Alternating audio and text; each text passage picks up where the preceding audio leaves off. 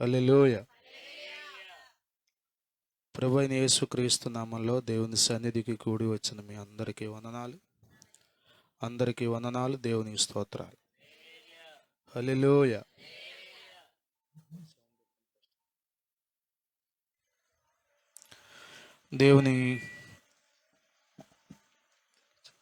దేవుని మహాకృపలో మనందరం నేటి వరకు సజీవులుగా క్షేమస్థితిని కలిగి ఉన్నాం.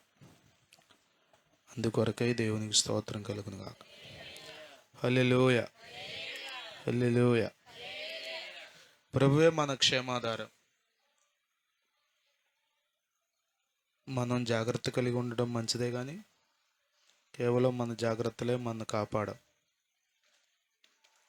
ప్రభు మనకు క్షేమం ఇవ్వకపోతే మనమేమి చేయలేం.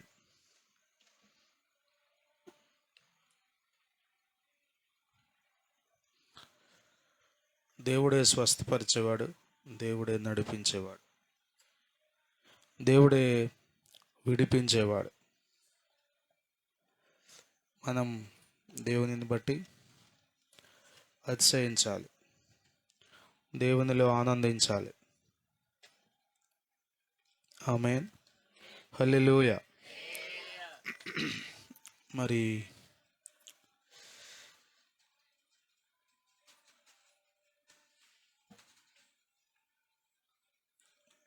ఆలస్యం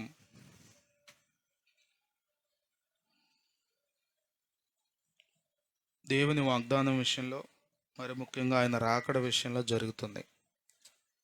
ప్రభు ఇంకా ఆలస్యం చేస్తున్నాడు. ఆయన సిద్ధంగానే ఉన్నాడు వచ్చేయడానికి, కానీ మనం సిద్ధంగా లేవని ఇంకా ఆయన ఓపిక బట్టి అట్లా చూస్తున్నాడు. మనం ఆలస్యం చేయకుండా సిద్ధపడగలిగి ఉండడం చాలా మంచిది.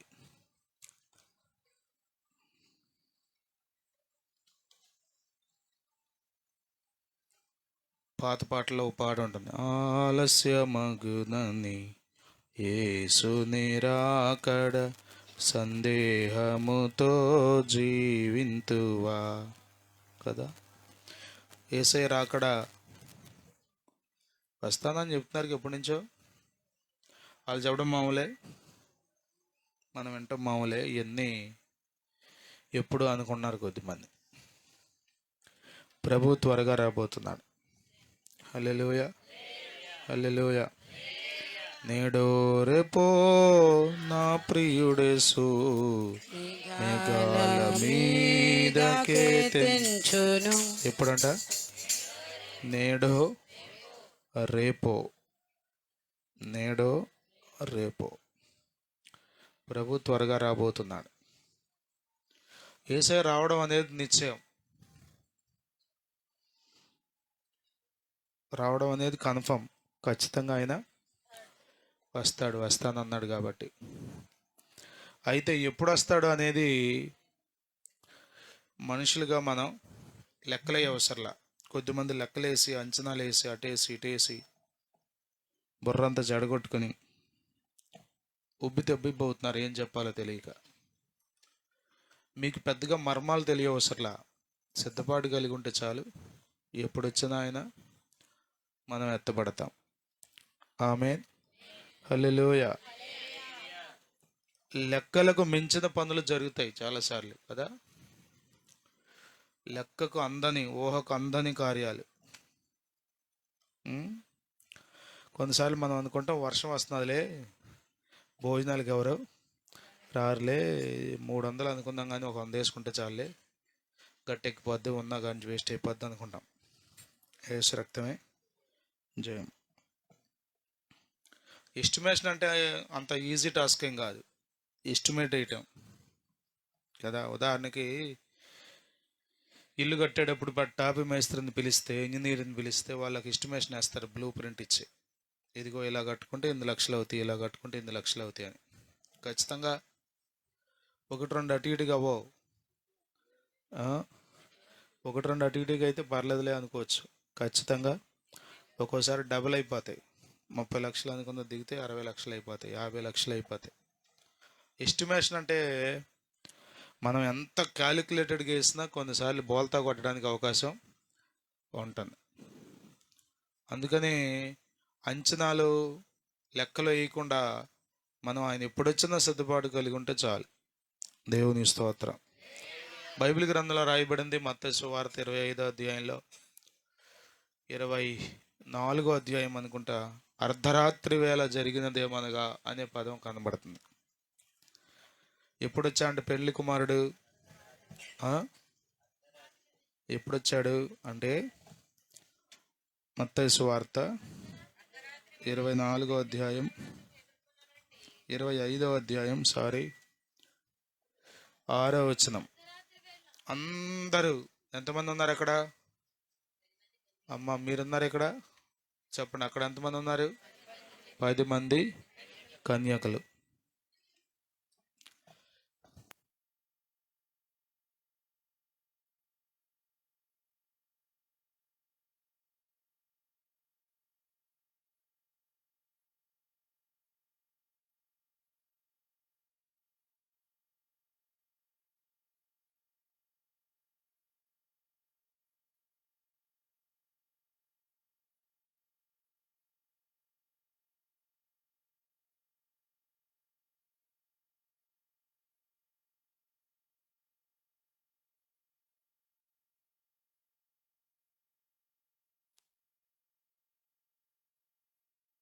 హల్లెలూయా.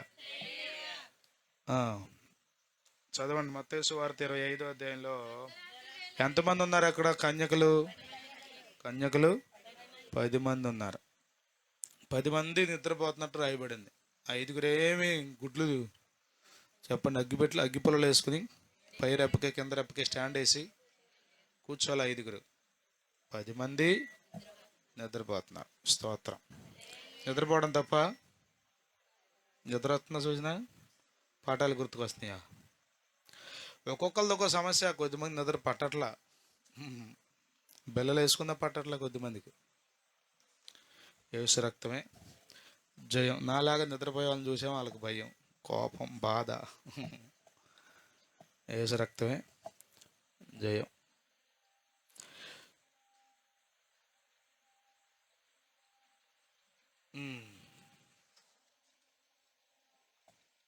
వారందరూ కునికి నిద్రించుచుండిరి అని రాయబడింది.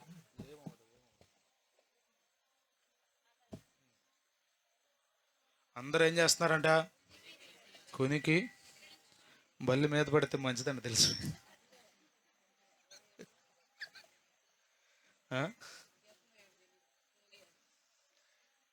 అట్ట చెప్పి సరిపెట్టుకోవటమే మనం. చెప్పండి. వారందరూ కునికి నిద్రించుచున్నారంట. ఎంతసేపు అని మెలుగుకుంటారు చెప్పండి? ఉదాహరణకి ఇప్పుడు 8:15 అయింది, వాక్యం మొదలుపెట్టాను నేను. 8:20 అయింది. ఎంతసేపు ఉంటారు మీరు మెలుగుగా? కొద్దిమంది ఇప్పుడే మొదలెట్టారు కొనికి పాటలు. కొద్దిమంది మెల్లగా ఇంకో పావు గంటకి మొదలెడతారు. 9:30 అయినా కూడా నేను వాక్యం చెప్తాను అనుకోండి, చెప్పరండి. ఇక మ్యాక్సిమం లెక్కెట్టుకోవచ్చు, వేళ్ళ మీద ఒకళ్ళిద్దరు ఉంటారేమో పడుకోకుండా. ఇంకా వాక్యం చెప్తుంటే యేసు రక్తమే జయం. మనకు ఆల్ నైట్ ప్రేయర్ లేవు. ఆల్ నైట్ ప్రేయర్ ఉంటే ఎట్లా ఉంటుందో అసలు రంగులు బయటపడతాయి. అందరూ కొనికి నిద్రిస్తున్నారంట. అప్పుడు ఎప్పుడు? అర్ధరాత్రి వేళ. స్తోత్రం. హల్లెలూయా. కేక వినబడిందంట అర్ధరాత్రి వేళ. ఏమి కేక అది? ఇదిగో పెండ్లి కుమారుడు, ఇదిగో పెండ్లి కుమారుడు. ఇదిగో అంటే అర్థం ఏంటి?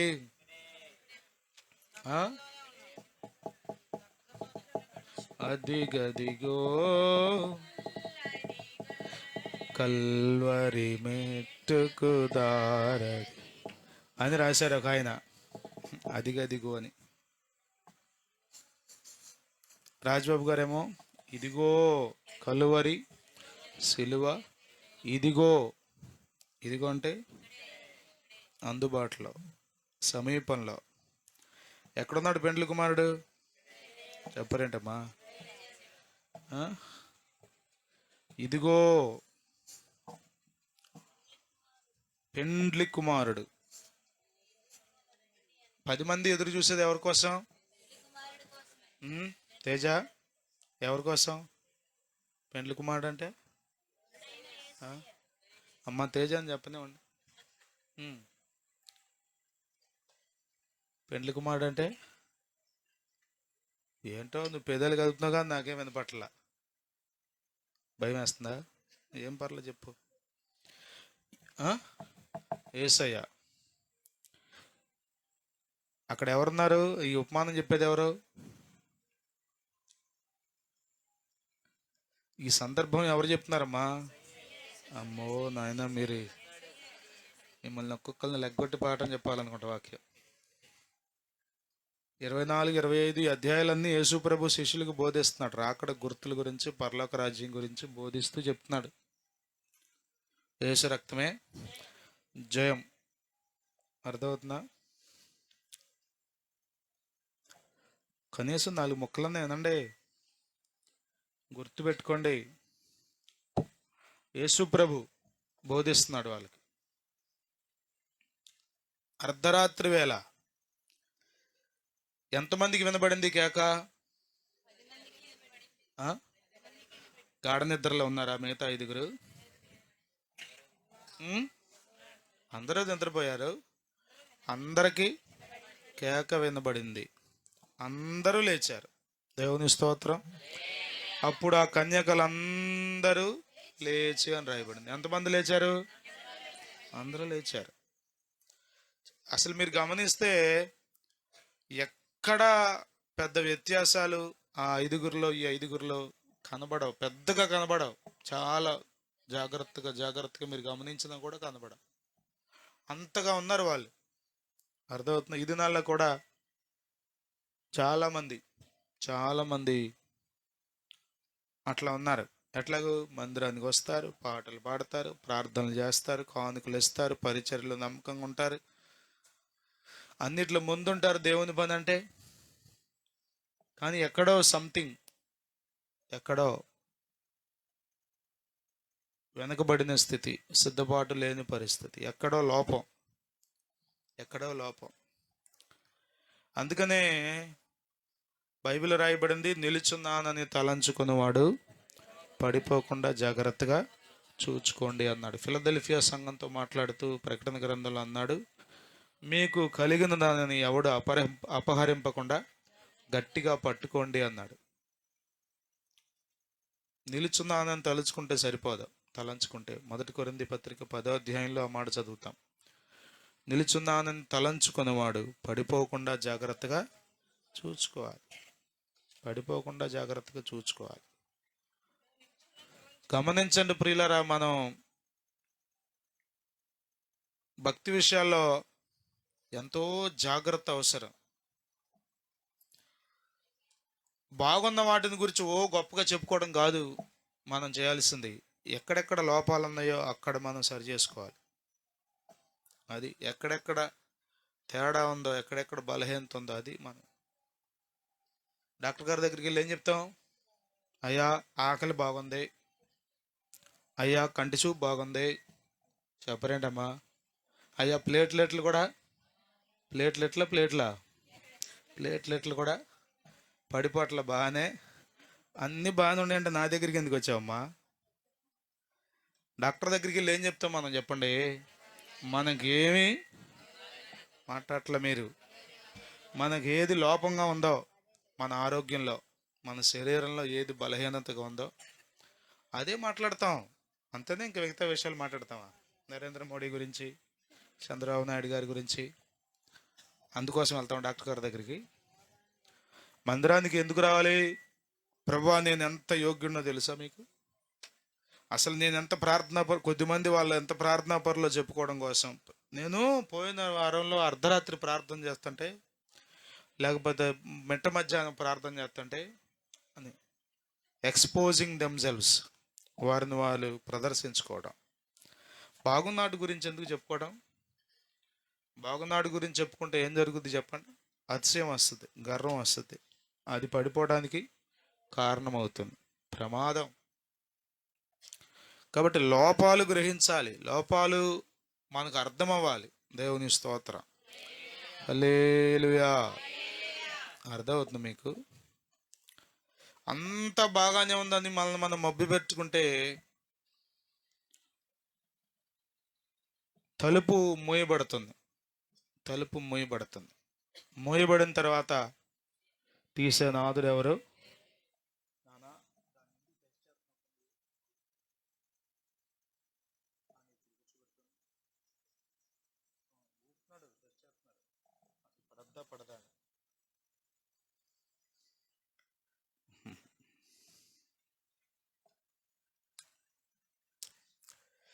నేను వాకింగ్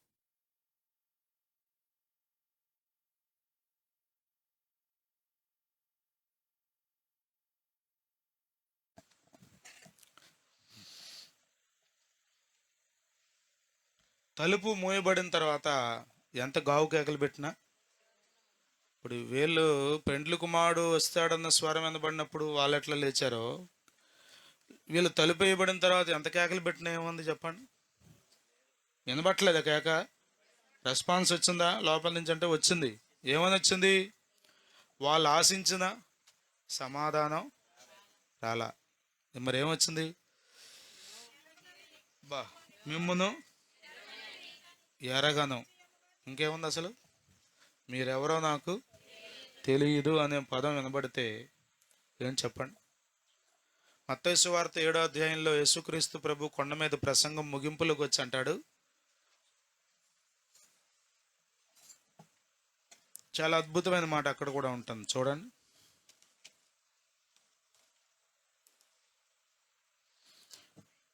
21వ వచనం. ప్రభువా ప్రభువా అని నన్ను పిలుచు ప్రతి వాడును పరలోక రాజ్యములో ప్రవేశింపడు. ఓ ప్రభువా, ఓ ప్రభువా, నీవే నా మంచి కాపరివి, నీవే నా మంచి భలే పాడారండి పాట. అసలు వాళ్ళు పాడుతుంటే అసలు పరవశించిపోయింది ప్రాణం అనుకుంటున్నావు, కానీ ప్రభువా ప్రభువా అని పిలిచినంత మాత్రాన్ని కుదరదంట. ప్రభు ఎవరో తెలుసు, ప్రభువుని వెంబడించినట్లుగానే ఉన్నారు, ప్రభువుని పిలుస్తున్నారు, కానీ పిలిచే ప్రతివాడు, అది ఇక్కడ ఉన్న పెద్ద సమస్య. ఇది అర్థమవుతుందా మీకు? ఫలానా సహోదరి జనవరి నెలలో భోజనాలు పెట్టింది, ఫలానా సహోదరి ఏప్రిల్ నెలలో మీటింగ్లకు ఎంత ఇచ్చింది అన్న వాళ్ళందరూ పరలోక రాజ్యంలో ఉండరంట. అది పిలిచేవాడు ఉండడు, ఓ హడావుడి చేసేవాడు కూడా ఉండకపోవచ్చు. ఎందుకంటే కేవలం హడావుడి చేస్తే, పిలిస్తే సరిపోదు, చిత్తము చేయాలి. అది నా తండ్రి చిత్త ప్రకారము చేయువాడే ప్రవేశించును. హల్లెలూయా.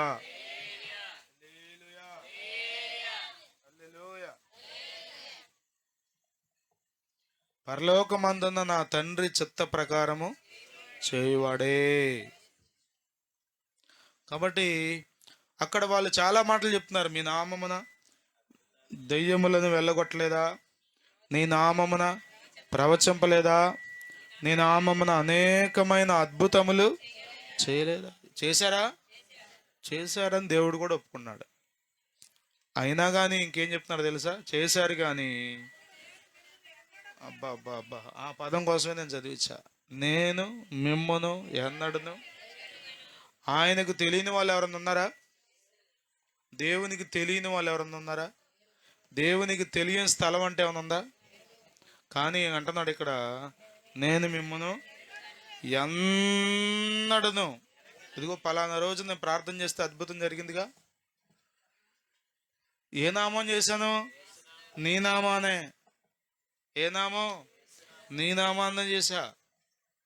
అంటే అద్భుతాలు చేసిన వాళ్ళు కూడా పరలోక రాజ్యంలో ఉండకపోవచ్చు. ప్రవచనాలు ప్రవచించిన వాళ్ళు కూడా చెప్పరేంటమ్మా పరలోకంలో. అంటే అద్భుతాలు చేసి సంబరాలు చేసుకుంటే కుదరదు, ఎక్కడ లోపం ఉందో అది గమనించుకోవాలి. అర్థమవుతుందా? మన లోపాలు గమనించుకోకపోతే మన భక్తి అంతా వ్యర్థం, ఉట్టి భక్తిది. ఊరకే చేస్తున్నాం తప్ప. హల్లెలూయా. అందులో ప్రయోజనం ఉండదు. మనం ఎందుకోసం భక్తి అసలు ఇదంతా చెప్పండి, చెప్పండి.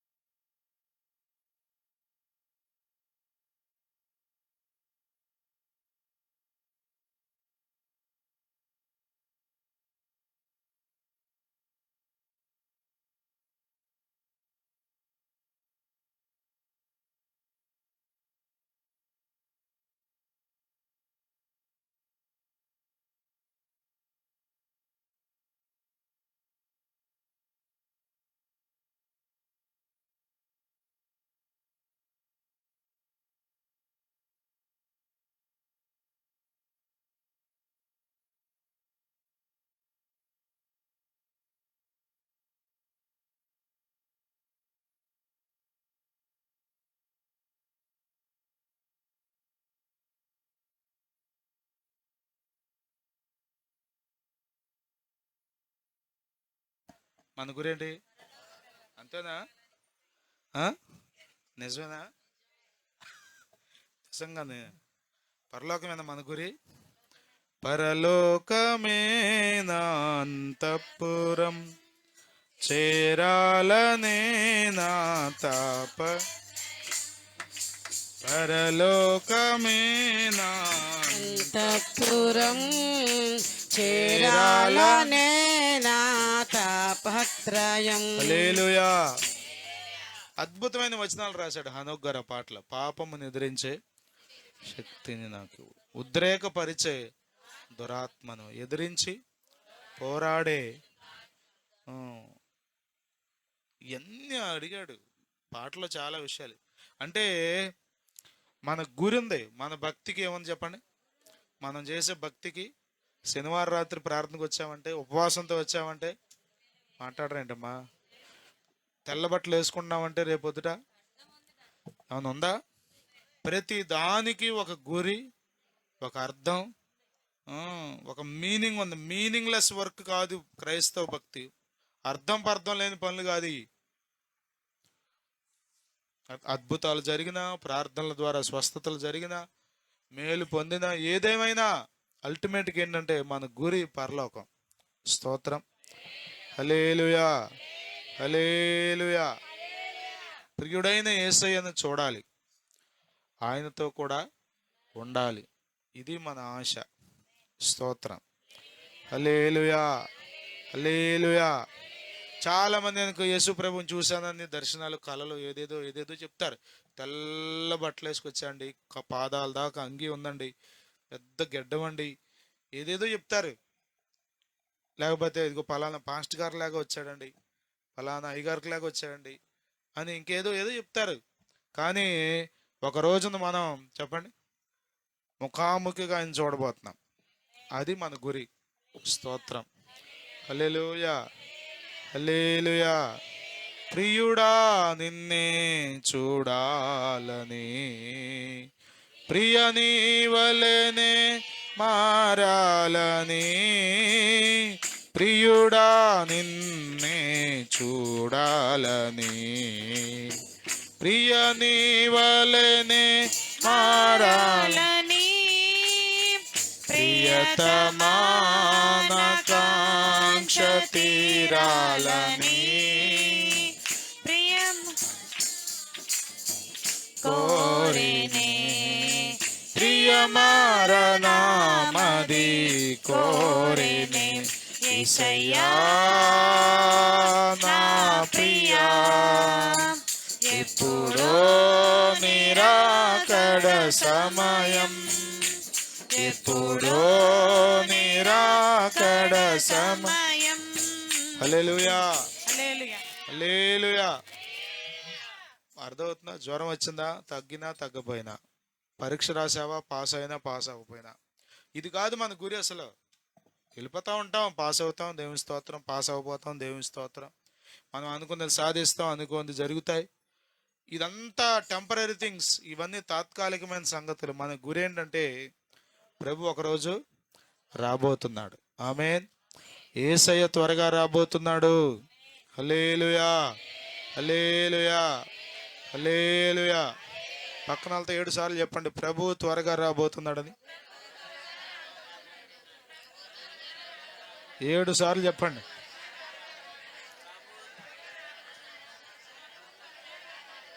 ఒకళ్ళ మొహాలు ఒకళ్ళు చూసుకోవట్లేదండి మీరు అసలు. చెప్పారా 7 సార్లు? నిజంగా అని చెప్తున్నారా? వస్తున్నాడు.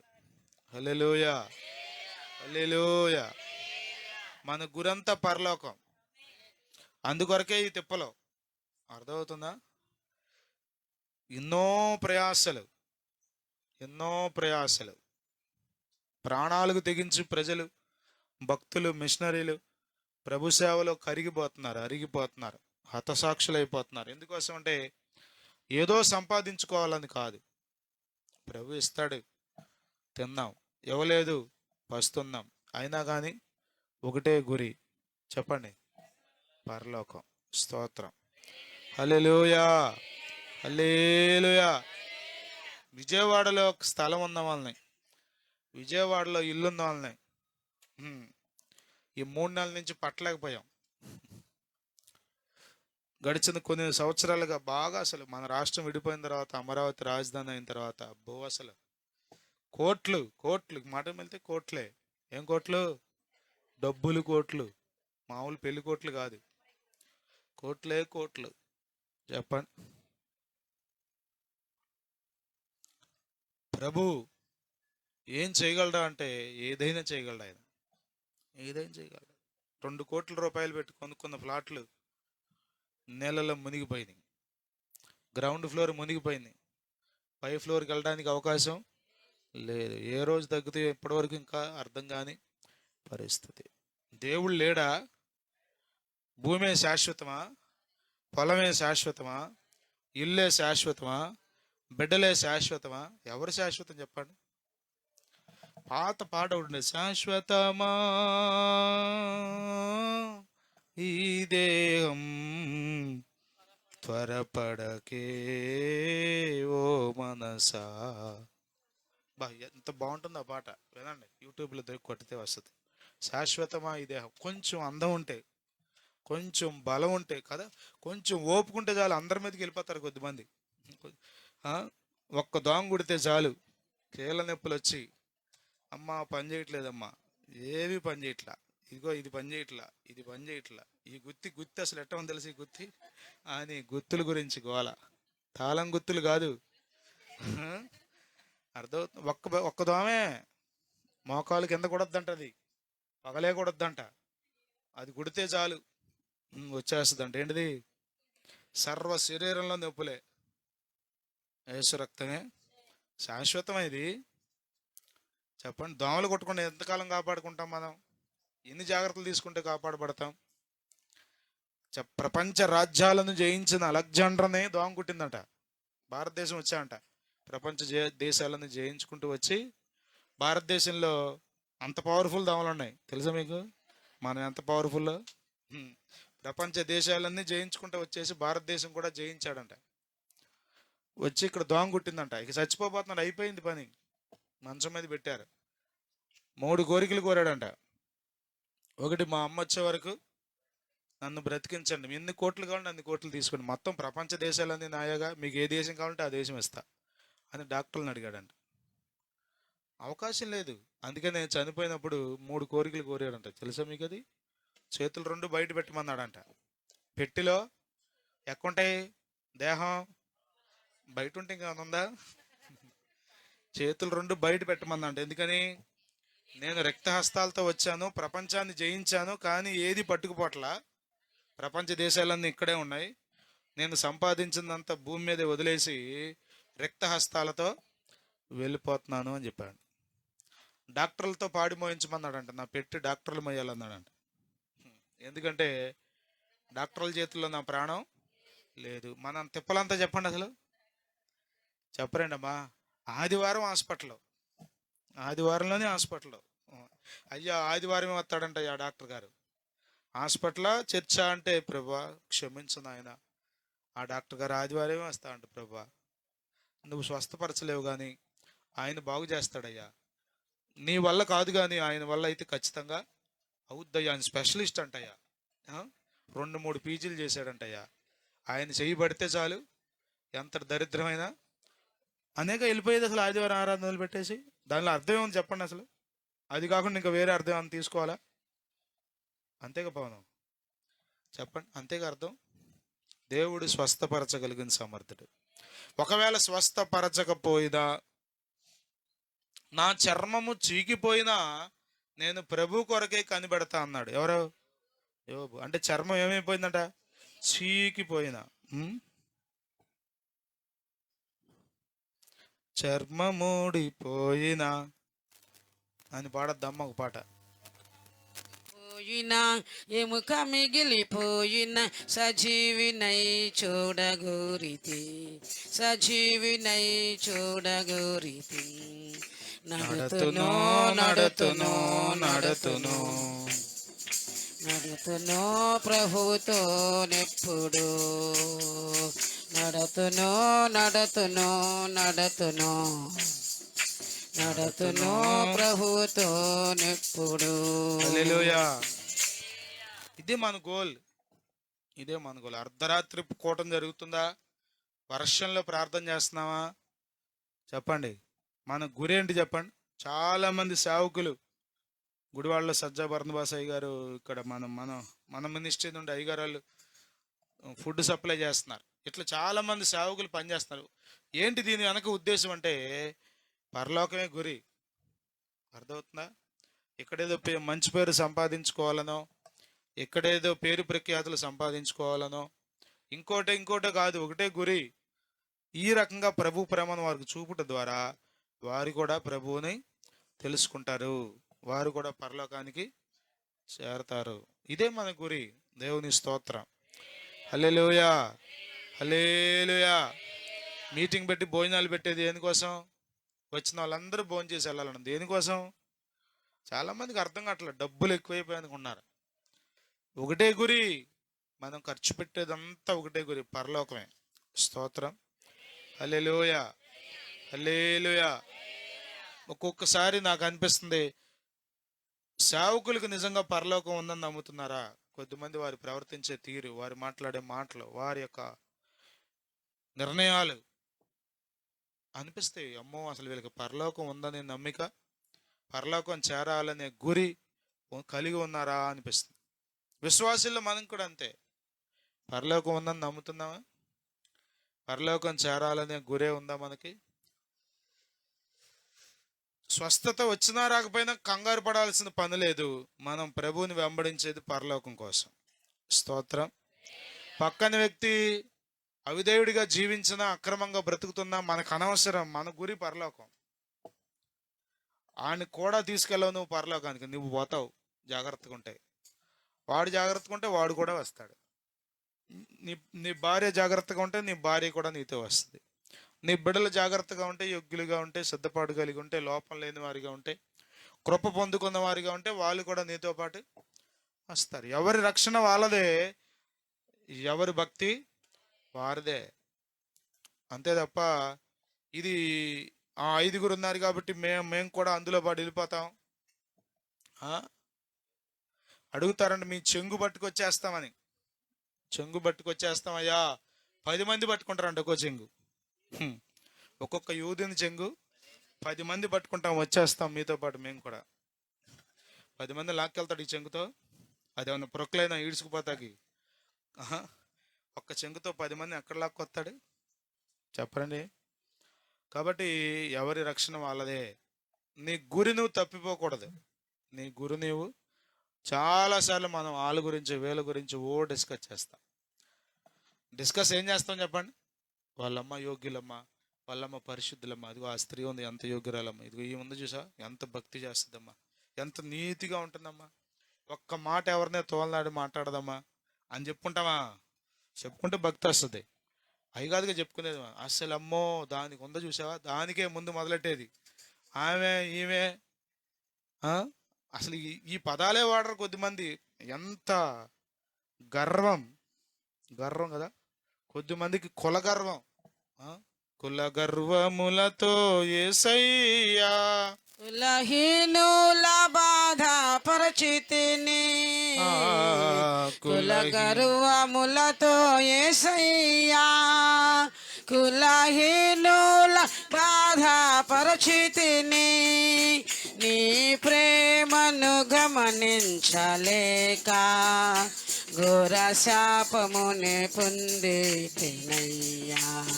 హల్లెలూయా, నీ ప్రే హల్లెలూయా. అది, ఇది, వాడు, వీడు, ఈ పదాలన్నీ గర్వం హృదయంలో ఉన్నప్పుడు వచ్చే మాటలు. అర్థమవుతుందా? హృదయం నిండా గర్వం ఉంటే నోటి నుండి ఏమొస్తే తెలుసా? ఇక ఆడు, వీడు, అది, ఇది. ఏం చెప్పండి నీకు? డబ్బు ఉందా? ఏం చేస్తా? నువ్వు తింటావు, లేకపోతే అర్ధంతరంగా చచ్చిపోతే వదిలేసిపోతావు. అంతే తప్ప ఎవడికి ఉపయోగం నీ డబ్బుతో? చెప్పండి. డబ్బు ఉంది, ఎంత తింటావు? ఓ 25 కేజీలు కట్ట వండుకు తినేస్తావు పూట పూట. బియ్యం కట్ట 25 కేజీలు వండుకు తినేస్తావా? చచ్చూరుకుంటావు, రెండో పూటకి బతకవు. ఆ? కోసి తీయాలి ఫుడ్, లేకపోతే ఇంతే సంగతులు. నువ్వు ఏం చెప్పండి? దేనికి గర్వం? ఎందుకు అలాంటి పదాలు మాట్లాడుకుంటే? భక్తిలో, యోగ్యతలో, పరిశుద్ధతలో, నీతిలో పెరిగే వాళ్ళ గురించి మాట్లాడుకుంటావా? మాట్లాడుకో. ఆ? ఎవరైనా మీకు వచ్చి ఇదిగో ఆ చర్చికి వెళ్తున్నావేంటి, వాళ్ళు ఇగో అక్కడ ఉన్నారు, ఇట్లా ఉన్నారు చూసావా, ఆ సంఘంలో ఎట్టంటి వాళ్ళు ఉన్నారు తెలుసా, ఆ సంఘంలో ఎట్టంటి వాళ్ళు ఉన్నారు తెలుసా అని ఎవరన్నా అంటే వాళ్ళ విషయంలో మీరు గుర్తుపెట్టుకోవాల్సింది ఏంటో తెలుసా? వాళ్ళ అపవిత్రతను ప్రేమించేవాళ్ళు కాబట్టి మందిరానికి రాకుండా, నిన్ను కూడా మందిరానికి వెళ్ళనీయకుండా, పరలోక రాజ్యపు అనుభవాల్లో నిన్ను ఉండనీయకుండా చేయడానికి వాళ్ళ అపవాది దూరి నిన్ను అట్లా చెప్తాడు నీకు. అర్థమవుతుందా? ఇదిగో ఫలానా మంచిది కాదు, ఫలానా మంచిది కాదు, ఫలానా ఆయన మంచిది. నువ్వు ఎంత మంచో చెప్పు. సరే నువ్వు చెప్పు మంచి, చెప్పండి. ఒక ఆయన ఇదే గొడవ, ఇదిగో వాళ్ళు బాగోలేదు, వీళ్ళు బాగోలేదు, ఈయన రోడ్డు మీద తాగి పడిపోతున్నాడు. నీ బతుకు బాగోలేదు ముందు అసలు. భార్యను మందిరానికి రానియకుండా నువ్వు మందిరానికి రాకుండా నాటకాలా ఏలాడేస్తాడు తెలుసా మీకు? ఆదివారం ఏలాడేస్తాడు చూసారు మీరు? కొంకేలకే అట్ట ఏలాడేస్తాడు దేవుడు. కాళ్ళు 2 పైకేసి, చేతులు 2 కిందకేసి ఏలాడేస్తాడు. అర్థమవుతుందా? గర్వించమాకు. నీ లోపాలు చూసుకో. నేను ప్రభువా ఇదిగో ఈ బలహీనతలో ఉన్నా, వెళ్ళలేనేమో, నీ రాజ్యం చేరుకోలేనేమో, కృప పోగొట్టుకుంటానేమో, అయ్యో నీవు నన్ను ఎరగను పొమ్మంటావేమో అనే గ్రహింపు లేకుండా ఎంత గర్వం అండి మనుషులకు అసలు. నువ్వెవడో అసలు చెప్పడానికి, తీర్పు తీర్చడానికి? మన బుధవారం మనం మాట్లాడుకుందాం. ఏం మాట్లాడుకుందాం? వాక్యం బుధవారం ఏం వాక్యం మాట్లాడుకుందాం? బుధవారం చర్చకు వచ్చిన వాళ్ళు ఎవరు వచ్చారు? రోజమ్మ గారు, భాగ్యలక్ష్మి గారు, జగదీష్, యోధి అక్క. ఏం చెప్పుకుందాం? మీరు చెప్పండి అమ్మా, వాళ్ళు చెప్పలేరు. జగదీష్, తీర్పు తీర్చకూడదా? సరిగ్గా చెప్పు వాక్యం. వారం రోజులు సెలవులు ఇచ్చారు మీకు, అన్నీ మొత్తం కొట్టుకుపోయినట్టున్నాయి. యోహాను సువార్త 3వ అధ్యాయం 17వ వచనంలో రక్షణ పొందుటకే కానీ దేవుడు ఆయనను తీర్పు తీర్చుటకు పంపలేదు అని చెప్పి మనం నేర్చుకున్నాం. తీర్పు తీర్చడానికి దేవుడు రాలా.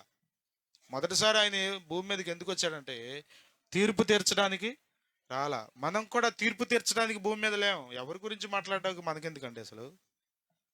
What is our business? Is it our business? అది మన పనేనా? అందుకోసమేనా మనం మందిరానికి వచ్చేది? చెప్పండి. ఒక సేవకుడిగా మిమ్మల్ని సరిచేసే మనసుతో చెప్తాను తప్ప, తీర్పు తీర్చే మనసుతో నేను కూడా బోధించినా తప్పే. సరిచేసే మనసు వేరు, తీర్పు తీర్చే మనసు వేరు. అర్థమవుతుందా? బిడ్డకి ఏం చేస్తాం? మాయ్ అట్ట కూర్చోకూడదు, సరి కూర్చో, ఫ్రాక్ సరికేసుకో అని చెబుతా ఉంటాం నిస్సికి. ఏంటది? తీర్పు తీర్చడం కాదు. ఒక తల్లిగా బిడ్డను సరి చేసి అట్ట కూర్చోకూడదు, అట్ట మాట్లాడకూడదు, ఇట్ట అనకూడదు. ఒక సేవకుడు కూడా అదే మనసుతో బోధిస్తాడు. ఒకవేళ అలా కాకుండా తీర్పు తీర్చే మనసుతో బోధిస్తే అది అతని దేవుని యొద్ద నుండి పంపబడిన సేవకుడు కాదు. పరిశుద్ధాత్మ చేత నింపబడి అభిషేకించబడిన బోధకుడు కాదు అతడు. తీర్పు తీర్చడానికి యేసు ప్రభు రాలా. మరలా వస్తున్నాడు ఆయన, మరలా సెకండ్ టైం, రెండోసారి ఆయన వస్తున్నాడు. అప్పుడు ఏం చేస్తాడు? ఎవరిని రక్షించడు ఆయనక. అర్థమవుతుందా? ఇక రక్షణ లేదు. ప్రభువా అని పిలిస్తే బిడ్డా ఏంటి ఆయన అని వచ్చి కనికరించేటువంటి అనుభవాలు, క్షమాపణ దొరికేటువంటి అనుభవాలు అక్కడ ఉండవిక. ఏముంటాయి? క్షమాపణ పొందితిననగా, క్షమాపణ పొందితిననగా మహిమానందము కలిగే నాలో, మహిమానందము కలిగే నాలో.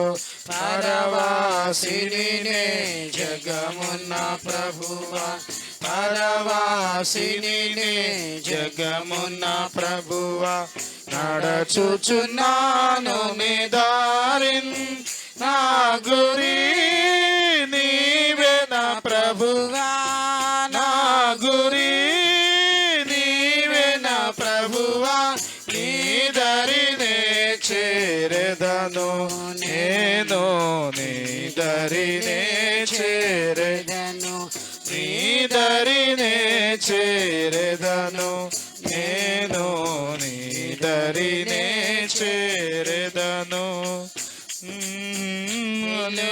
నీ లోకములో మోయుచు సాగెదనిలలో, యాత్రికుడనే నీ లోకములో, సిలువ మోయుచు సాగెదనిలలో క్షమాపణ పొందితిననగా మహిమానందము కలిగే నాలో, మహిమానందము కలిగే నాలో.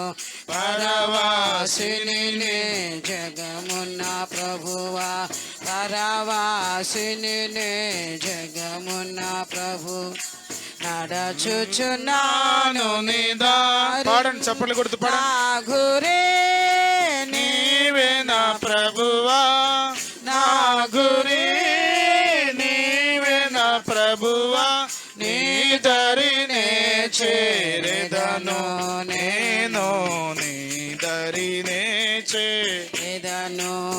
లోకమంతా నాదని ఎంచి బంధుమిత్రులే ప్రియులనుకుంటే, లోకమంతా నాదని ప్రహర్షి బంధుమిత్రులే ప్రియులనుకుంటే, అంతయు మోసమేగా, అంతయు మోసమేగా, వ్యర్థము సర్వము నీలలో ప్రభువా, వ్యర్థము సర్వము నీలలో ప్రభువా. పరవాసినినే, పరవాసినినే జగమున్న ప్రభువా, నడచుచున్నాను నీ దారిన్, నా గురి నీవే నా ప్రభువా, నా గురి నీవే నా ప్రభు, నీ దరినే చేరెదను నేను, నీ దరినే చేరెదను.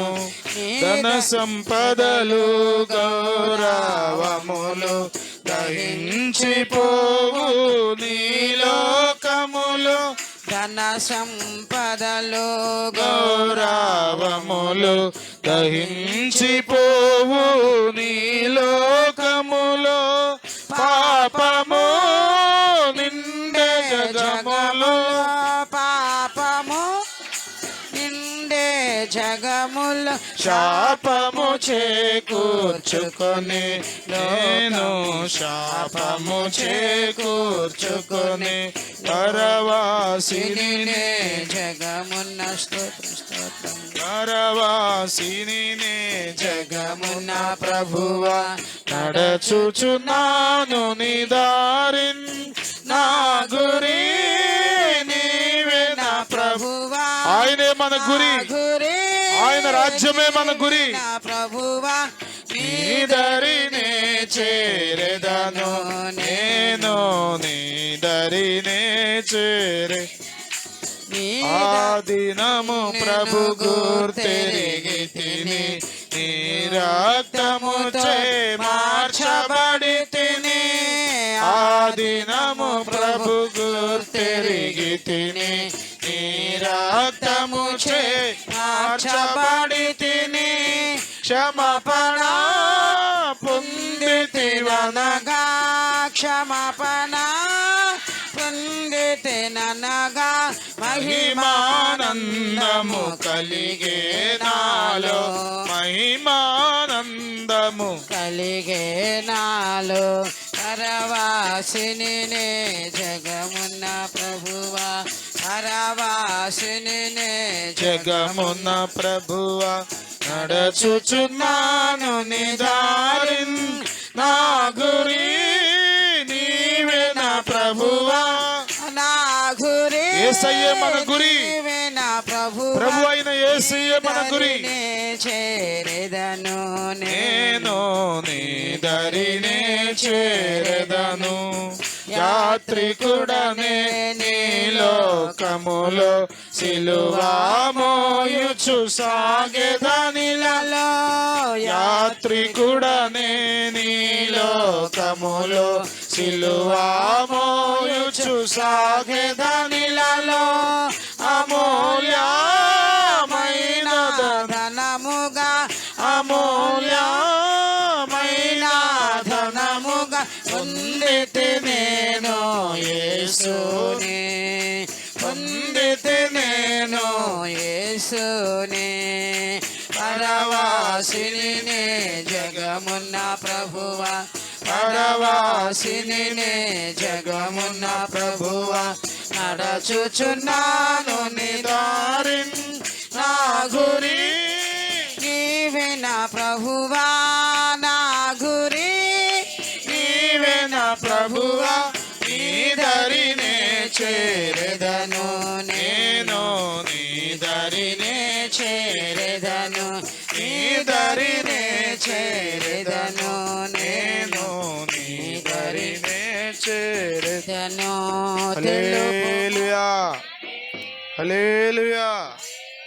క్షమాపణ దొరకదప్పుడు ఆయన రెండోసారి వచ్చేటప్పుడు క్షమాపణ, ఇప్పుడు క్షమాపణ దొరికే సమయం, కృప దొరికే సమయం, విమోచన దొరికే సమయం, ప్రభువా అని పిలిస్తే జవాబు దొరికే సమయం. హల్లెలూయా హల్లెలూయా. అద్భుతాలు జరుగుతున్నాయా, సూచనలు జరుగుతున్నాయా, ఆశీర్వాదాలు అనుభవిస్తున్నావా? మంచిదే, కానీ వీటన్నిటికి మించి దేవుని చిత్త ప్రకారం సిద్ధపడున్నావా?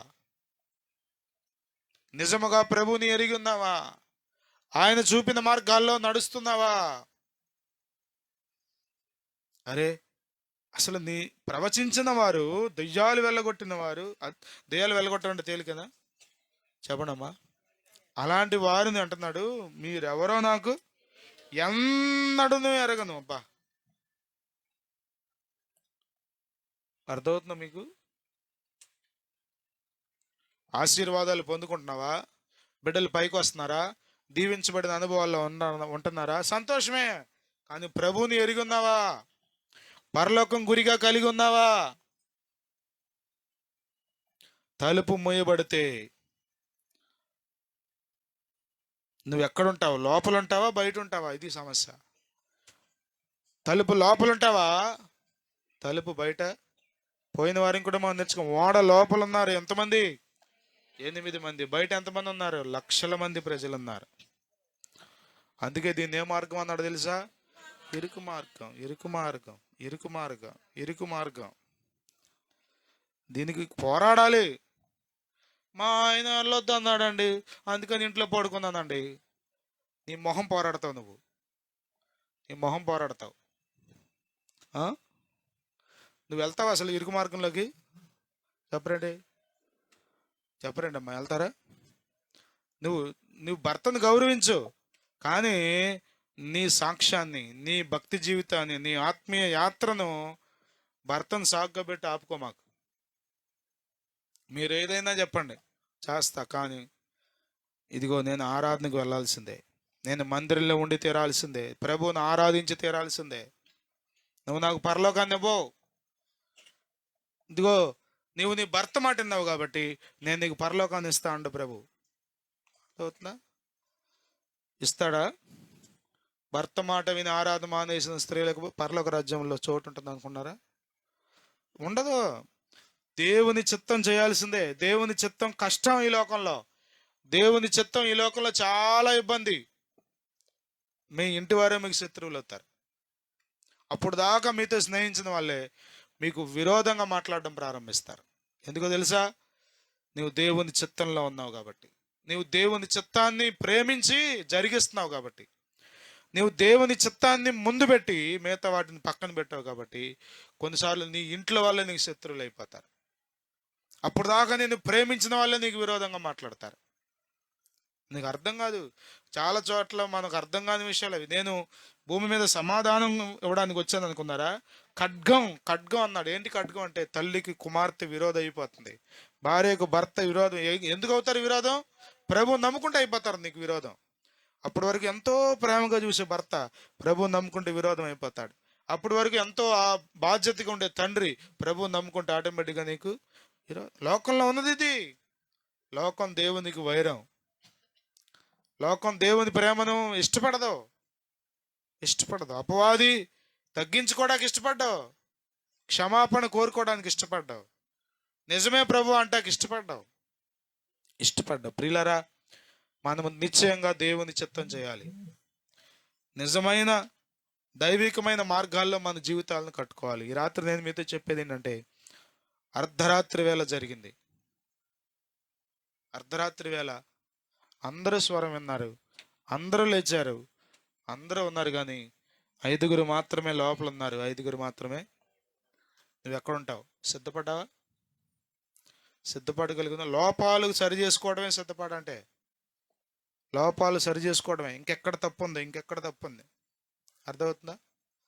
ఇప్పుడు నాణ్యత కలిగిన వంట మేస్త్రి ఎప్పుడవుతారు చెప్పండి? రేపుకోమంటే నాణ్యత కలిగిన వంట మేస్త్రి మంచి అబ్బా వండిందంటే అద్భుతం అండి అన్ని స్థాయికి ఎప్పుడు వస్తారు? ఫస్ట్ రోజు నుంచేనా? ప్రతిరోజు మొదటిసారి వంకాయ కూర వండితే ఏదో తేడా వస్తుంది, రెండోసారి ఇంకో తేడా వస్తుంది, మూడోసారి ఇంకో తేడా, నాలుగోసారి ఇంకో తేడా. వీటన్నిటిని జాగ్రత్తగా బేరీ చేసుకుంటూ సరి చేసుకుంటూ కొద్దిమంది మొద్దులు ఎన్నిసార్లు ఉన్నా దరిద్రమే కాదు. ఇక 10 సార్లు ఉన్నా, 11ఓసారి ఉన్నా, 15ఓసారి ఉన్నా, 30ఓసారి ఉన్నా ఇక వంకాయ కూర అంతే. ఒకరోజు ఉప్పు ఉండదు, ఇంకో రోజు కారం ఉండదు, ఇంకో రోజు ఉడకదు. అది చెప్పండి. అవి కుక్కలు కూడా తినవయి. ఎన్ని సంవత్సరాలమ్మా? పాపం యోగ్యుడైన భర్త కాబట్టి కాపురం చేస్తారు. కొద్దిసార్లు అండి ఉసూరు అనిపిస్తుంది. నేర్చుకోరు, సరి చేసుకోరు, చిన్నగా సస్తాడా అని.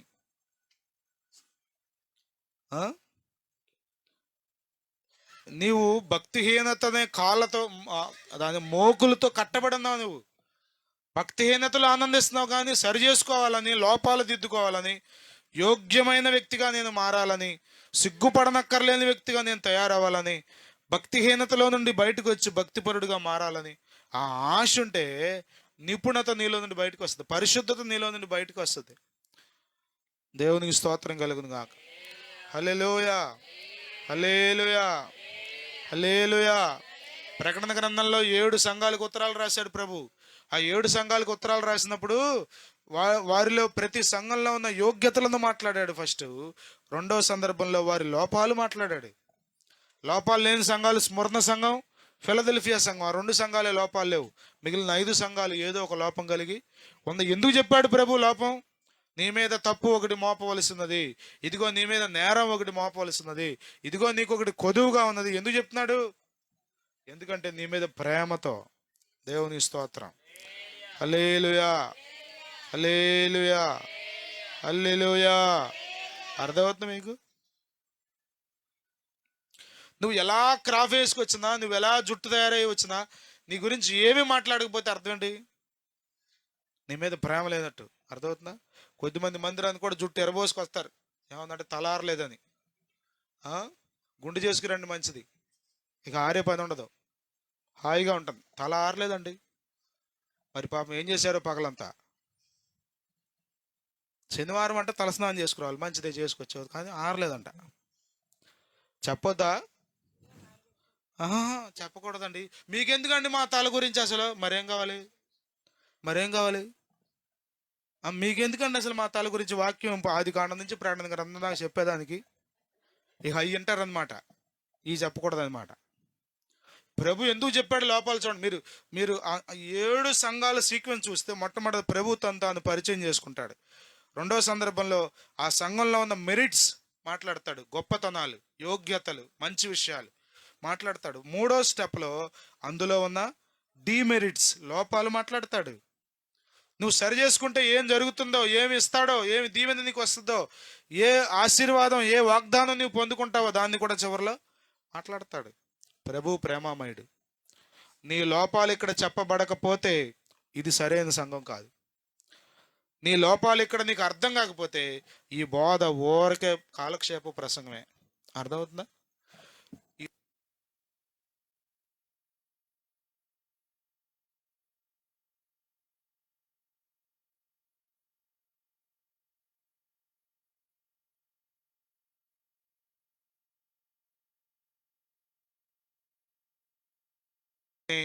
అక్కడ సత్యం లేదు, ఇక్కడ సత్యం ఉంది. హల్లెలూయా. సత్యం మిమ్మల్ని స్వతంత్రులుగా చేస్తుంది. పాపపు దాసత్వం నుండి మిమ్మల్ని విడిపించేది సత్యం. అదే వాక్యం అంటే. దేవుని స్తోత్రం కలుగును గాక. హల్లెలూయా. నీ లోపం నీకు చెప్పేదే బోధ. నీ లోపం నీకు అర్థమయ్యేట్లుగా బోధించేవాడే పరిశుద్ధాత్ముడు. హల్లెలూయా, హల్లెలూయా, హల్లెలూయా. ఆ 5గురిలో ఉన్న లోపం వాళ్ళకి అర్థమైతే, వాళ్ళు గ్రహించుకోగలిగితే, వాళ్ళు నిద్రపోయినా పెద్ద ఇబ్బంది లేదు. నిద్రపోయినా ఇబ్బంది లేదు. అర్థమవుతుంది మీకు? ఇక మీరు ప్రభు వస్తున్నాడు కాబట్టి మెలుగుగా ఉండాలి, రాత్రి తెల్లవారులు పడుకోకూడదట గుడ్ల గోబలాగా చూస్తా కూర్చోవాలని కాదు అర్థం. ఆయన కేకేస్తాడు, నువ్వు సిద్ధపడి ఉంటే చెప్పండి, నువ్వు లేచి ఆయనతో పాటు వెళ్ళిపోతావు. దేవుని స్తోత్రం. హల్లెలూయా. ఆయన కేకేస్తాడు, నువ్వు లేస్తావు, కానీ సిద్ధపడకపోతే ఎర్రి చూపులు చూస్తావు. ఏదో ఒక లోపం ఉన్నప్పుడు అటు పరిగెత్తావు. అదవుతుందా? కొద్దిమంది అప్పుడు పరిగెత్తారండి కదా. మరీ విచిత్రమైన మంది ఉంటారు కొద్దిమంది, అప్పుడు పరిగెత్తారు. ఎప్పుడు? కానుకలు సంచి పట్టుకుని వస్తుంటే సమర్పణ చేయం, అప్పుడు పరిగెత్తారు. ఏంటిది? అసలు బైబిల్లో రాయబడింది నిశ్చయించుకుని ఇవ్వాలంటే కానుక. తెలుసా మీకు? బైబిల్లో రాయబడిన మాట నిశ్చయించుకుని, హృదయంలో నిశ్చయించుకుని దాన్ని బట్టి అప్పుడు ఇవ్వాలి కానుక. మనం ఏం చేస్తాం? అసలు ఇంటి దగ్గర అందుకో ఈరోజు ఆదివారం ఆరాధన, ఎంత కానుక వేయాలి ఏంటి, దేవుని సంధిలో దేవుడు నాకు ఎంత మేలు చేశాడు, దేవుడు నాకు ఎంత ఇచ్చాడు ఆశీర్వాదం, ఎంత కృప దొరికింది నాకు, ఈ ఆలోచనే ఉండదు. తయ వచ్చేయడమే. అసలు అదే ఎప్పుడు మళ్ళా 10:30కు గబగబా పరిగెత్తుకొచ్చేసి 9ంటికి ఆరాధన, ఇది 10:30కు వచ్చి దానికి కూడా మళ్ళీ హడావుడి చేసి అడు చూసి ఇడు చూసి ముందు జరిగి దెయ్యం అని అడసత్తావు అని వాళ్ళని దోసి వీళ్ళని దోసి చెప్పరండి, హడావుడి చేసేసి. ఏంటి చెప్పండి? ఇది సిద్ధపాటు ఉందా నీకు? ఆరాధనకి సిద్ధపడతావు, నీవు రాకడికి సిద్ధపడతావా? ప్రభువుని ఆరాధించడానికే తగిన సిద్ధపాటు లేదు. నీవు ఎలా ఎలా ఎలా ఎదుర్కొంటావు ఆయన్ని? నేను మిమ్మును ఎన్నడను, అయ్యో ప్రభా ఫలానా నెలలో భోజనాలు పెట్టా మా సంఘంలో అందరికీ, పెట్టావా? అయినా నాకు తెలియదు. అయ్యా మీటింగ్కి ఒకరోజు చికెన్ నేనే పంపించాను, పంపించావా? అయినా నాకు తెలియదు. అయ్యా బాప్తిజం పొందాను నేను, అయినా నాకు తెలియదు. ప్రతి దానికి నువ్వెవరో నాకు తెలియదు అంటే ఎలా ఉంటుంది మీకు? అర్థమవుతుంది మీకు? అర్థమవుతుంది మీకు? ఉదాహరణకు అర్థమవడం కొంచెం, విజయవాడలో మీకు ఒక్కడే తెలుసు, ఒక్కడే ఫ్రెండో లేకపోతే ఒక్కడే బంధువు ఉన్నాడు, అర్ధరాత్రి పాటు ఆడున్నాడు కదా అని ధైర్యంతో వెళ్ళారు, ఇంటికి వెళ్ళి తలుపు తట్టారు. నువ్వు అమ్మ నేనమ్మా విజయరాణిని కాజు నుంచి వచ్చాను అన్నాను అనుకోండి. విజయరాణి కాజా నాకు తెలీదు అన్న అనుకోండి, ఎట్లా ఉన్నది? ముందు గుండె జల్లుమంటుంది. అమ్మ నాయన అయిపోయిందిరా బాబు, ఉన్న ఒక్క ఆశ కూడా మామూలుగా ఉంటుందా? గుండె జారిపోద్ది అంతే. ఇప్పుడు మనం అంతా ప్రయాసపడేది ప్రభు కోసం, కానీ ప్రభు ఏమన్నాడు? నువ్వెవరో నాకు ఎట్లా ఉంటుంది? ఆనందంగా ఉంటుంది అనుకున్నారా? ఇప్పుడు ఆనందించినట్టుగా ముఖాలు వికసిస్తాయి అనుకున్నారా? మనకి గుండె జారిపోద్ది అంతే. గుండె జారిపోద్ది అంతే. నువ్వెవరో నాకు తెలియదు అంటాం తేలికైన మాట అనుకున్నారా? ఆశలన్నీ ఆయన మీదే, ఆశలన్నీ ఆయన మీదే, కానీ ఆయనే తెలియదు అన్నాడు. అబద్ధం చెప్తున్నాడు ఆయన. అబద్ధమాడుటకు ఆయన నరపుత్రుడు కాడు, పశ్చాత్తాపడ్డకు ఆయన మనుష్యుడు కాడు. ప్రియమైన దేవుని బిడ్డలారా, ఆయనలో వంకరతనం లేదు. ముందు ఒక మాట వెనకాల ఒక మాట చెప్పే రకం కాదు ఆయన. నిజంగానే ఆయనకి నీవు తెలియదు. ఆయన మార్గాల్లో నీవు నడవలా, నీ లోపాలు సరి చేసుకోవాలా, నీవు తగిన సిద్ధపాటు కలిగి జీవించలా. అందుకనే నీవెవరో ఆయనకు తెలియదు. అక్రమము చేయువార్లారా నా యొద్ద నుండి పొండి. దేవునికి కానుకలు కాదండి, మన భక్తి జీవితం చాలా అవసరం. నేను ప్రార్థన చేస్తే పలానా వాళ్ళకు తగ్గింది, నేను ప్రార్థన చేస్తే పలానా వాళ్ళు సువార్త చెప్తే మందిరానికి వచ్చారు, సంతోషమే. కానీ నువ్వు ఎలా ఉన్నావు? నువ్వు సిద్ధపడ్డావా? అద్భుతాలు చేయడం కాదు ప్రాముఖ్యం, స్వస్థతలు జరగడం కాదు ప్రాముఖ్యం. అర్థమవుతుందా? నువ్వు సిద్ధంగా ఉన్నావా? ఆ మాట అన్నాడండి, ఆ కన్యకులు ఎక్కడికి వెళ్ళాలి ఇప్పుడు చెప్పండి? ఆ కన్యకులు ఎక్కడికి వెళ్ళాలి? అయ్యా అయ్యా మాకు తలుపుతి అంటే, మిమ్మల్ని నేను ఎరగను. మళ్ళీ ముందు ఒక మాట ఎందుకో, నిశ్చయంగా గ్యారంటీ నువ్వు అసలు నాకు తెలియదు, వదిలేసాయి. ఎలా ఉంటుంది? మనం పాడతాం కదా, నిన్నే నిన్నే నమ్ముకున్నా. ఎవరు నమ్ముకున్నా ఆయన ఏమన్నాడు? మిమ్మల్ని నేను పోండి అన్నాడు. ఏంటి పరిస్థితి? ఏంటి పరిస్థితి చెప్పండి. కొద్దిమంది అజ్ఞానంగా మొత్తం తీసుకెళ్ళి ఎవడోడి చేతిలో పెడతారు కదా. డాక్యుమెంట్ ఉండదో, అగ్రిమెంట్ ఉండదో, ఏం ఉండదో, మొత్తం ఆయన ఏదో అడిగాడని, పోనేలే మన బంధువేగా అవసరతలో ఉన్నాడులే కదా అని మొత్తం ఉన్నాయి లేని మొత్తం అని తీసుకెళ్ళి ఆయన చేతిలో పెడతారు. నువ్వు ఎప్పుడు ఇచ్చా అన్నాడు అనుకోండి, ఎట్లా ఉండదు మీకు అప్పుడు? నువ్వెప్పుడు ఇచ్చావమ్మా నాకు? ఏం మాట్లాడుతున్నావు నువ్వు? రాత కోతలు ఏమైనా ఉన్నాయా? కాగితం ఏమైనా ఉంది చూపు అన్నాడు అనుకోండి, ఏమవుద్ది మీకు? ఆనందంతో గంతులు ఎత్తారా? ఎట్లా ఉండదు మీకు? ఆస్తి పోతేనే, సంపాదించింది పోతేనే. నేను అదే ఆలోచిస్తున్నాను నేను మొన్నటి నుంచి ఈ వారం రోజులు. అసలు ఇప్పుడు మన వాళ్ళు కిస్తీలు కట్టి ఈఎంఐలు కట్టి ఒక ఫ్రిడ్జ్ కొనుక్కుంటారు. ఆ ఫ్రిడ్జ్ వరదలో మునిగిపోయింది. ఇప్పుడు జోక్ కాదు, మీకు నవ్వు ఆడుకుంది, కానీ ఎట్లా ఉండదు చెప్పండి. ఎంతో కొద్దిమందికి అదే గురి. అసలు ఈ సంవత్సరం ఎట్టాగైనా వాషింగ్ మిషన్ కొనుక్కోవాలి, ఉతకలేక చచ్చిపోతున్నా అనుకుని వాషింగ్ మిషన్ డబ్బులు ఉండవు కాబట్టి ఏం చేసి ఏదో ఒకటి చేసి ఆడవాళ్ళు అయితే అనుకుంటే చేసేస్తారుగా. ఒక ఆవిడ బియ్యం అమ్ముతుందంట. అయ్యా 25 కేజీలు కట్ట అయింది, ఎత్తున్నాడు, నెలకి అయిపోతున్నాయి. ఏంటంటే ఈవిడ అమ్ముతుంది బియ్యం, జాగ్రత్తగా దాసి ఆ బియ్యం దాంతో ఏదో ఒక వస్తువు పాడు చేయట్లా, ఏదో ఒక వస్తువు కొంటుంది. రకరకాల ప్రయాసలు కదా. బండి 1,50,000 పెడితే కానీ 1,25,000 పెడితే కానీ బండి లేదు, పేకల్లోది మునిగిపోయింది అది. కొన్ని కార్లు అంటే పొలాల్లో కొట్టుకెళ్ళి ఎక్కడికి వెళ్ళియో తెలియదు. ఆశ కదా, 4 చక్రాల వాహనం కొనుక్కోవాలి, ఆ కారులో తిరగాలి. అర్థమవుతుంది మీకు? ఎన్ని రోజులు తిరిగారో తెలియదు కొద్దిమంది. అసలు ఏది శాశ్వతం అనుకున్నారు? దేని మీద ఉంది మీ గురి? దేని కొరకు?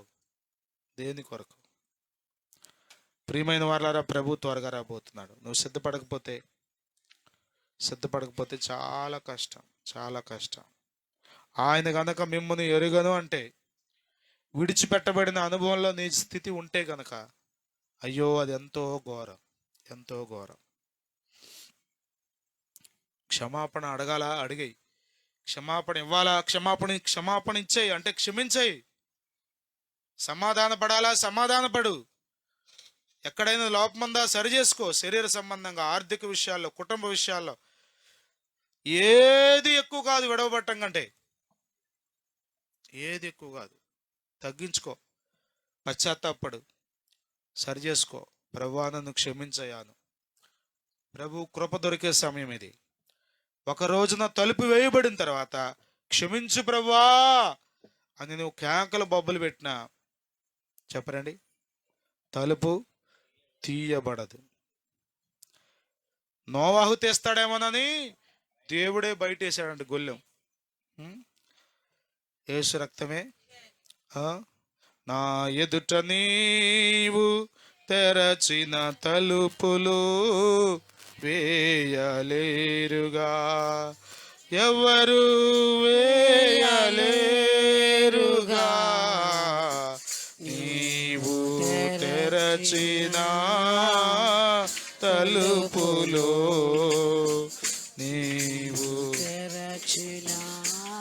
బైబిల్లో రాయబడింది, ఆయన తలుపు తెరిస్తే ఎవడో తీయలేడు, ఆయన తలుపు వేస్తే ఎవడో తీయలేడు, ఎవడు తీయలేడని యెషయా గ్రంథం 22:22లో మనం చదువుతాం. ప్రియమైన వాళ్ళారా, ఆయన తలుపు వేస్తాడు. ఇది తలుపులు తీయబడిన పాట ఉంటుంది కదా, తెరచిన తలుపులు తెరవబడి ఉండగా ఎదురుండగా ప్రవేశిస్తారు జ్ఞానులు.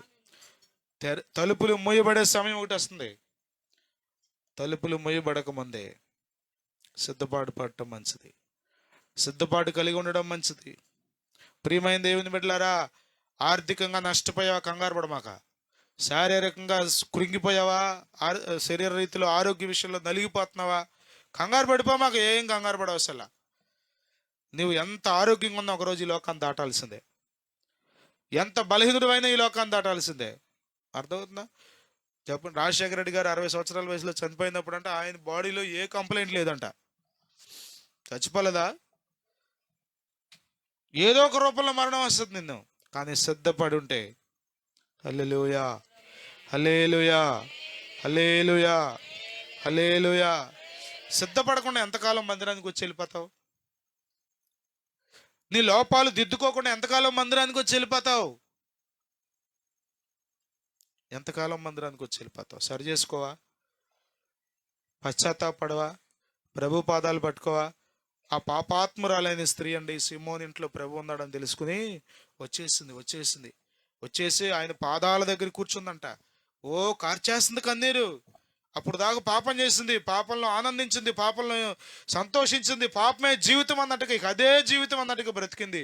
కానీ అర్థమైంది, ఇది జీవితం కాదు, ప్రభు వచ్చాడు, నాకు అవకాశం దొరికింది, ఇప్పుడు కనుక నేను పోగొట్టుకుంటే రేపు నేను నరకంలో పడిపోతాను, ఈ పాపం నన్ను పాడు చేస్తుంది, ఈ పాపం నన్ను సమాజంలో హీనురాలుగా చేస్తుంది, ఈ పాపం నా జీవితాన్ని నాశనం చేసేస్తుంది, బానిస అయిపోతుంది నా బ్రతుకు అని అర్థం చేసుకుంది. సరి చేసుకోవటానికి ఏడుస్తుంది, కన్నీరు గారుస్తుంది, తల వెంట్రుకలతో ఆయన పాదాలు తుడుస్తుంది. అసలు వదిలిపెడతలేదండి, ముద్దులు పెడతానే ఉందంట.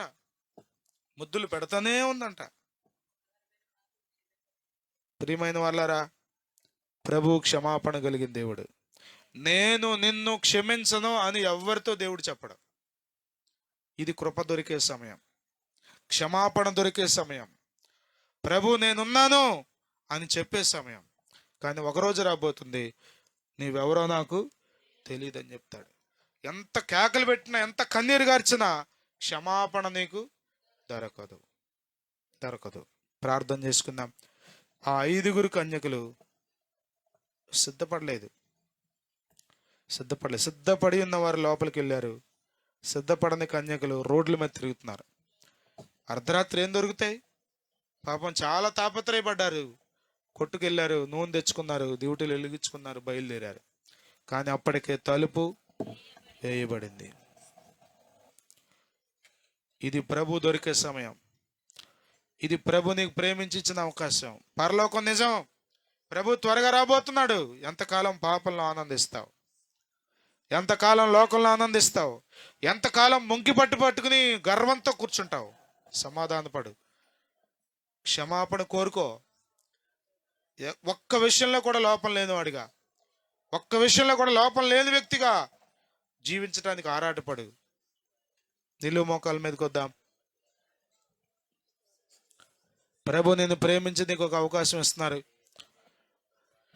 మోకరించగలిగిన వారందరూ మోకరించండి, లేకపోతే లేచి నిలబడండి. అంతేగాని మోకాళ్ళు లేకపోతే లేచి నిలబడటం. ఇంకో ఆప్షన్ లేదు, గ్రహించుకో. పరిశుద్ధుడైన తండ్రి, జీవాధిపతి, నీ వాక్యం మాకు అర్థమగినట్లుగా చేయండి అయ్యా. బుద్ధి లేని కన్యకలే మేము మిగిలిపోకుండా, అక్రమము చేయవారిలో మిగిలిపోకుండా, నీ చిత్తమును ఎరిగి ఉండి అయ్యా ఆ మార్గాల్లో నడవకుండా అవిధేయులుగా మిగిలిపోకుండా మమ్మల్ని క్షమించమని వేడుకుంటున్నాం. ఈ రాత్రి ఎంతమంది బిడ్డలు నీ వాక్యాన్ని విని విధేయత చూపారో ప్రభువా, నేను పాపి, నన్ను క్షమించు, నా లోపాలు సరిచేయమని నీ దగ్గర అడుక్కున్నారో వారికి అందరికీ నీవు కృప చూపినందుకు స్తోత్రం. ఇంకెంతమంది పాపం వలన కలుగు భ్రమచేత హృదయాలు కఠినపరుచుకుని అయ్యా నోరు తెరవకుండా, ప్రార్థన చేయకుండా, కనికరాన్ని కోరుకోకుండా, క్షమాపణ కోరుకోకుండా ఉన్నారో వారి హృదయాలు బ్రద్దలు చేయండి. వారికి మెత్తని మనసు దయచేయండి. ఆ స్త్రీ ఎలా కన్నీరు గార్చి నీ పాదాలు పట్టుకుని వేడుకుందో అట్టి కృపాభాగ్యం ప్రతి ఒక్కరికి మీరు దయచేయండి. మేము ఎన్ని గొప్ప ఆశీర్వాదాలు మీ వద్ద నుండి పొందుకున్నప్పటికీ, మాలో ఎన్ని మంచి యోగ్యతలు ఉన్నప్పటికీ వాటన్నిటిని బట్టి అతిశయపడక ఇంకా లోపముగా ఉన్న వాటిని సరి చేసుకునే మనసు, గ్రహించుకునే మనసు, అర్థం చేసుకునే మనసు, మా లోపములు మాకు గ్రహింపయ్యే జ్ఞానం అయ్యా మాకు దయచేయండి. మా లోపాలు మాకు తెలుసుకునేటువంటి, ఎవరో చెప్పడం కాదు కానీ మాకే అర్థమయ్యేటువంటి మనస్సాక్షిని మాకు దయచేయండి. పవిత్రపరచండి, పరిశుద్ధపరచండి, హిమము కంటే తెల్లగా కడగండి అయ్యా. లోకమంతా సంపాదించుకున్నా, ఏమీ సంపాదించుకోకపోయినా పర్లేదు ప్రభువా, నీతో ఉంటే చాలయ్యా, నీ సన్నిధి చాలయ్యా, నీ యొక్క బిడల సహవాసం చాలయ్యా. నాయనా నాయనా నాయనా నాయనా, నీ రాజ్యంలో నీతో ఉంటే చాలు ప్రభువా. అట్టి భాగ్యం మాకందరికీ దయచేయండి. ఈ రాత్రి ఎంతమంది బిడ్డలు నీ వాక్యం విన్నారో, మందిరంలో ఉండి, లైవ్లో ఉండి ప్రతి బిడ్డను మీరు దర్శించినందుకై, నీ వాక్యం ద్వారా, నీ పరిశుద్ధాత్మ ద్వారా ప్రతి ఒక్కరిని మీరు తాకినందుకై మీకు స్తోత్రం. ప్రతి డాగును కడగండి, ప్రతి ముడత మచ్చ సరిచేయమని వేడుకుంటున్నాం. నీ ఎదుట ప్రతి బిడ్డ సిగ్గుపడనక్కర్లేని వారి వరే నిలబడే కృప దయచేయండి. బలా నమ్మకమైన మంచి దాసుడా అని పిలిపించుకునే ప్రతి బిడ్డ యోగ్యునిగా చేయమని వేడుకుంటున్నాను. అటువంటి అర్హతలు ప్రతి ఒక్క బిడ్డకు మీరు దయచేయమని వేడుకుంటున్నాను. కృప చూపమని, ఈ వాక్యం మా అందరి హృదయాల్లో ఫలింప చేయమని, ఈ రాత్రి ఇంకను నీ ప్రార్థనాత్మను మాకు దయచేయమని, రేపు పగల ఆరాధన కొరకు మమ్మల్ని సిద్ధపరచండి. సండే స్కూల్ ఆరాధన, పునరుత్థాన ఆరాధన, బల్లారాధన, ప్రేమ విందు సమస్తమును క్రమముగా, మర్యాదగా, నీకు మహిమకరంగా జరిగించమని వేడుకుంటున్నాం. తగిన గైడెన్స్ మాకు దయచేయండి. మంచి వాతావరణాన్ని ఇచ్చినందుకు స్తోత్రం. ఇంకొంత నీ కృప దయచేయమని, ఎక్కడెక్కడ వరదల చేత అయ్యా ఇబ్బంది పడుతున్నారో క్షేమము దయచేయమని, తీవ్రత తగ్గించమని, ప్రాణ నష్టం లేకుండా, ఆస్తి నష్టం లేకుండా చేయమని వేడుకుంటున్నాం. పనిచేస్తున్న బిడ్డలందరికీ జ్ఞానం ఇవ్వండి, ఆరోగ్యం దయచేయమని వేడుకుంటున్నాం. చైనాలో భయంకరమైన తుఫాను ఉంది. అక్కడ ఆ దేశంలో ఉన్న ప్రజలను కూడా మీరు కాపాడమని వేడుకుంటున్నాం. చైనాకు రక్షణ దయచేయండి అయ్యా. చైనా దేశాన్ని మీరు రక్షించమని వేడుకుంటున్నాం. దేవుడు లేడనే మొండి విధానాల్లో నుండి వారు విడుదల పొంది అయ్యా నిన్ను వెంబడించడానికి, నిన్ను అంగీకరించడానికి, రక్షణ పొందడానికి అయ్యా నిత్య జీవ మార్గాలు నడవడానికి చైనా దేశముకి నీ కృప దయచేయమని వేడుకుంటున్నాం. ప్రపంచ దేశాలన్నిటి మీద నీ కృప దయచేయండి. నీకు స్తుతులు చెల్లిస్తూ అయ్యా, కోపించుచునే వాత్సల్యం చూపే దేవుడు అయ్యున్నావు. అందుకొరకు మీకు లెక్కించలేని స్తోత్రాలు చెల్లిస్తూ మమ్మల్ని అందరినీ మీ చేతులకు సమర్పించుకుంటూ నజరేయుడైన యేసుక్రీస్తు నామములో స్తుతించి ప్రార్థించి వేడుకొనుచున్నాము మా పరమ తండ్రి, ఆమేన్. ఇప్పుడు మన పరమ తండ్రి అయిన దేవుని ప్రేమ, కుమారుడైన యేసుక్రీస్తు కృప, పరిశుద్ధాత్మ యొక్క అన్యోన్య సహవాసం కూడిన మనకు, భూలోకంలోని సకల పరిశుద్ధులకు, ఈ రాత్రి వాక్యమైన ప్రతి బిడ్డకు సదాకాలం తోడయుండి తగిన సిద్ధపాటు కలిగి ఆయన ఎదుర్కొంటకు, ఆయన రాజ్యంలో ఉండుటకు సిద్ధపరిచి సహాయం చేసి నడిపించునుగాక. ఆమేన్. హల్లెలూయా, హల్లెలూయా, హల్లెలూయా. మీ అందరికీ వందనాలు. దేవుడు మిమ్మల్ని అందరినీ దీవించునుగాక.